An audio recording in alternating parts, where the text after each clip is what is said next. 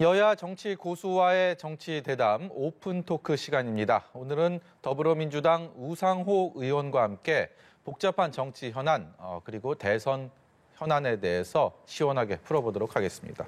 어서 오세요. 네, 안녕하십니까. 먼저 이재명 후보 지지율 얘기 좀 해보겠습니다.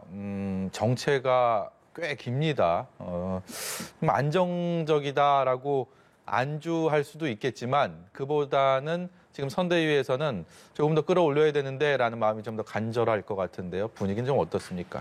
유력한 두 후보의 지지율 변동의 특징을 보면 이재명 후보는 대개 30% 후반대에 안정적으로 안착해 있죠.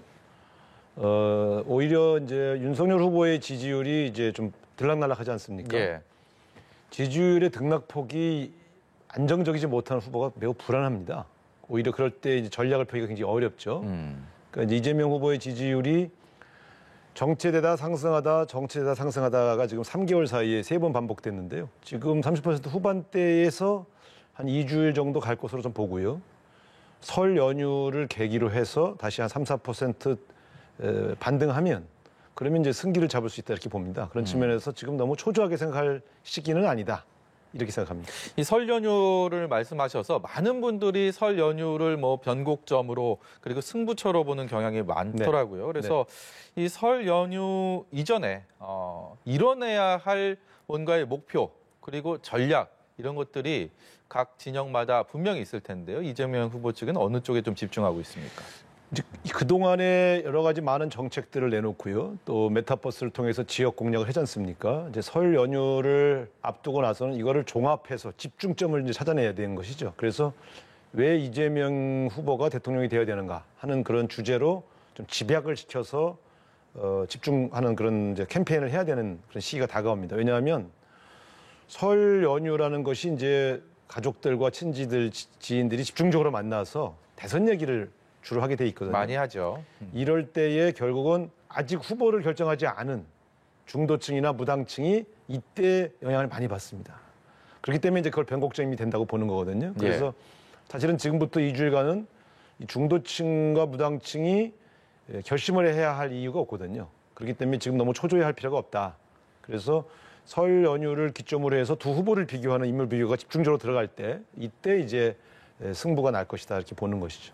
한 40%대를 기록하게 되면 어느 정도는 성공했다 이런 분위기로 봐도 될까요? 그렇습니다. 왜냐하면 이번에 이제 4자 구도냐 3자 구도냐의 변수는 있습니다만 대략 47%에서 48% 득표하면 대선에서 승리한다고 이렇게 볼 때 40% 초반대에 안착을 하게 되면 약 5, 6% 정도만 본선에서 이제 레이스 기간 중에 올리면 되기 때문에 훨씬 더 유리한 고지에 갈 수 있지요. 그래서 설 연휴를 기점으로 40% 초반대에만 안착을 하면 상당히 이제 중도층 공략이 훨씬 더 용이해진다. 이렇게 보는 겁니다. 그런데 이재명 후보 입장에서 최근 잇따라 불거진 그 포괄적 의미에서의 대장동 개발 의혹 관련된 이 여기서 기인된 리스크가 여전히 자유롭지가 않습니다. 그런 부분들도 지금 뭐 정치 공세다, 정치라고 방어막은 형성은 하고 있는데 이것을 정말 좀 개운하게 좀 떨쳐버리고 싶은 마음도 간절할 것 같은데요. 선거 시기에 제기된 여러 의혹 제기를 말끔하게 털고 나간다는 것은 불가능합니다. 왜냐하면 의심하는 분들은 아무리 잘 해명해도 여전히 의심하시거든요. 예. 그렇기 때문에 그것이 선거에 어느 정도 영향을 미치냐를 보는 것이죠. 제가 볼 때는 대장동 이슈나 고발사주 이슈는 사실은 이번 대선에서는 이미 주요 이슈가 되지는 않고 있다. 저는 그렇게 보고 있고요. 왜냐하면 그게 주요 이슈가 된다면 대장동 이슈가 다시 떠오를 때마다 후보의 지지율이 하락을 해야 되는데 전혀 그 이슈와 반응하여서 지지율 변동폭이 발견되고 있지 않거든요. 크게 연동이 되지 않다 이런 말씀이시네요. 그렇습니다. 그런 측면에서 본다면 오히려 이제 윤석열 후보의 이 부인인 김건희 씨 관련된 것들이 오히려 더 영향을 줄 가능성이 크다. 이렇게 보고 있죠. 예. 그 김건희 씨 얘기로 좀 넘어가 보겠습니다. 7시간 녹취록 관련해서 오늘 초미의 관심사입니다. 이재명 후보 측에서도 이 법원의 결정 주의 깊게 보고 있을 텐데 어떤 결론이 날까요? 글쎄요, 어떤 언론사의 취재 결과로 도출된 내용이 보도를 금지하게 되면 사실 앞으로 취재의 자유가 급격히 위축되지 않겠습니까? 과거의 법원은 취재로 인한 공익성을 훨씬 더 강조해온 판결들을 내렸기 때문에 저는 뭐 가처분 내용이 인용될 가능성은 매우 적다고 보고 있습니다. 이것이 표면적으로는요, 국민의힘과 국민의힘 선대위 그리고 언론사 간의 이 법적인 분쟁 구도인데 국민의힘에서는 민주당 선대위의 개입 가능성을 의심을 하고 여기에 대한 문제 제기를 하고 있는 것 같습니다. 그러니까 이제 이분들이 보면 보통 과거에 정치권에서 의혹 제기를 할 때는 최소한의 작은 단서나 근거들을 제시했단 말이에요. 예. 본인들에게 불리하면 전부 정치 공작으로 몰아가는 나쁜 버릇들이 좀 있는 것 같아요. 저희가 열린공감TV라고 하는 언론 매체에 대해서 직접적인 어떤 관여할 수 있는 영향력이 없습니다. 네. 그렇기 때문에 이런 문제, 자신들에게 불리한 보도가 예정되면 전부 그 배후에 마치 더불어민주당이 관여한 것처럼 이렇게 몰아가는 것은 매우 나쁜 흑색선전이지요. 그래서 오히려 지금 저는 이제 MBC라고 하는 방송사를 방문해서 자신들이 선거에 미칠 영향이 크다고 판단할 수는 있으나 그 대책을 세워야지 보도를 하지 못하게 만드는 방식으로 압력을 가하는 것은 언론 자유를 아주 침해하는 대단히 위험한 행동입니다. 그렇기 때문에 보도가 난 이후에 잘못된 보도에 대한 항의는 한 적이 있어도 예. 보도를 사전적으로 못하게 하기 위해서 압력을 가하는 행위는 거의 전 처음 보는 것 같습니다. 그런 측면에서 저는 굉장히 위험한 접근을 하고 있다 이렇게 판단합니다. 사실 이게 반년도 훨씬 전에부터 시작된 통화들이고 그것이 한 차례가 아니고 10여 차례에 걸쳐서 모아놓은 시간이 7시간이라는 거잖아요. 현재까지 네. 알려진 상황은. 그렇기 때문에 왜 그것을 이제 와서 공개하려고 하느냐라는 것이 국민의힘과 윤석열 후보 측의 여기에 대한 반감, 여기에 대한 반대 논리고 그렇기 때문에 좀 정치 공작, 좀 불순한 의도 아니냐라고 공세를 가하고 있는 건데 여기에 대한 어떤 입장? 글쎄 대선에 관련해서 많은 국민들이 관심을 가질 만한 사안을 대선 임박해서 보도하는 것이 언론사의 기본적인 태도 아니겠습니까? 예. 국민들이 관심도 없는 시기에 이야기해야 될 이유는 없죠. 그러니까 저는 그거는 좀 비판의 근거가 좀 낮다고 보고요.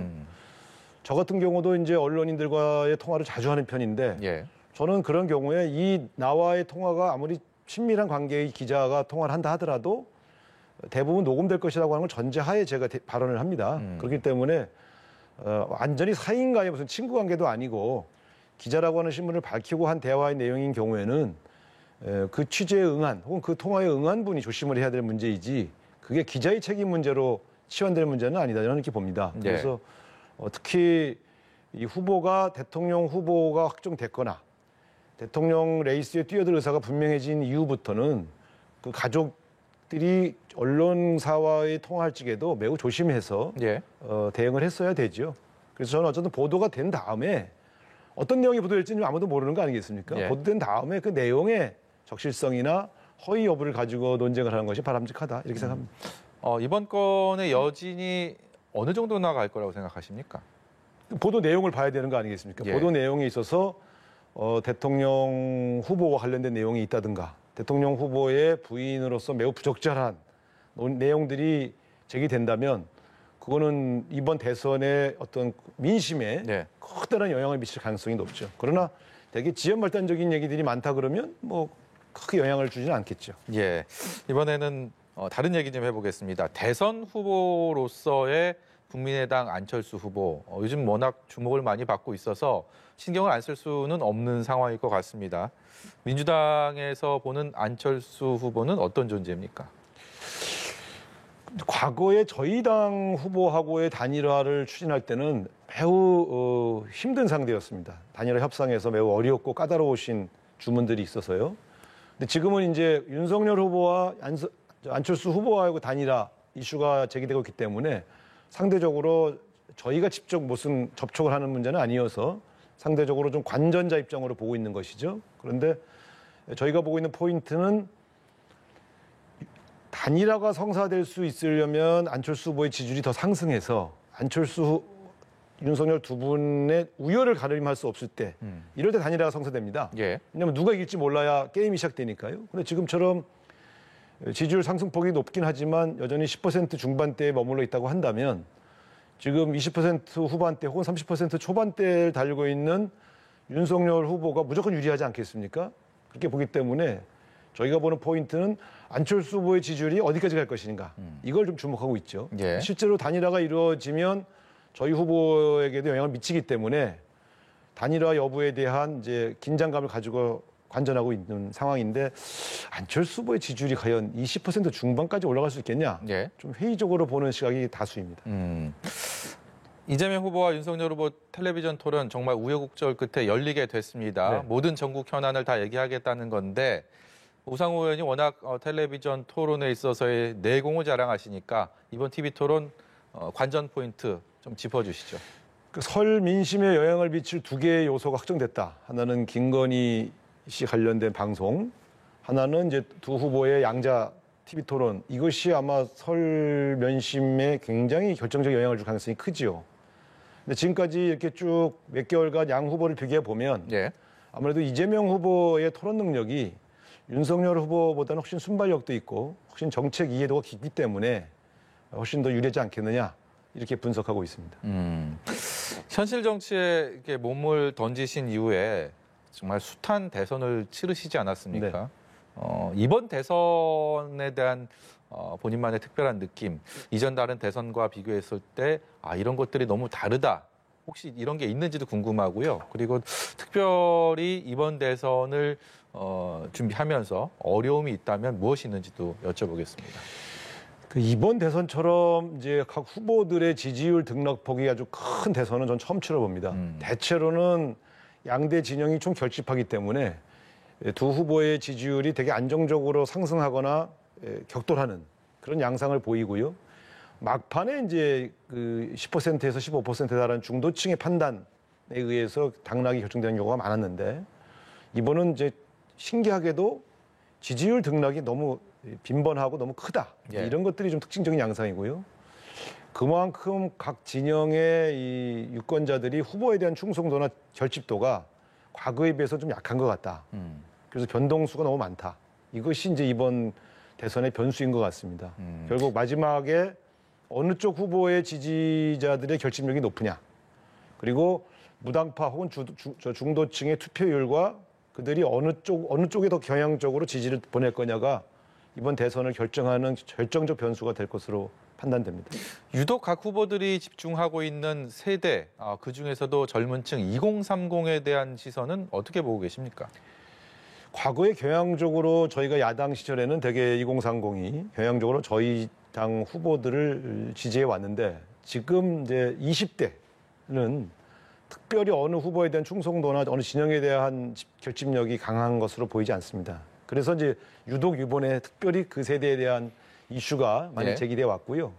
지금도 제가 볼 때는 각종 여론조사를 종합해 보면 20대 초중반, 후반, 약간의 후반 20한 6, 7세까지의 지지층은 3분 양상을 보이는 것 같습니다. 그래서 세 후보가 거의 비슷한 정태의 지지율 점유율을 보이고 있다. 그래서 마지막까지도 20대의 결정이 어디로 내려질지 확정되지 않고 갈 선거 같다 이렇게 보여집니다. 네, 오늘 말씀 여기까지 듣도록 하겠습니다. 지금까지 더불어민주당의 우상호 의원이었습니다.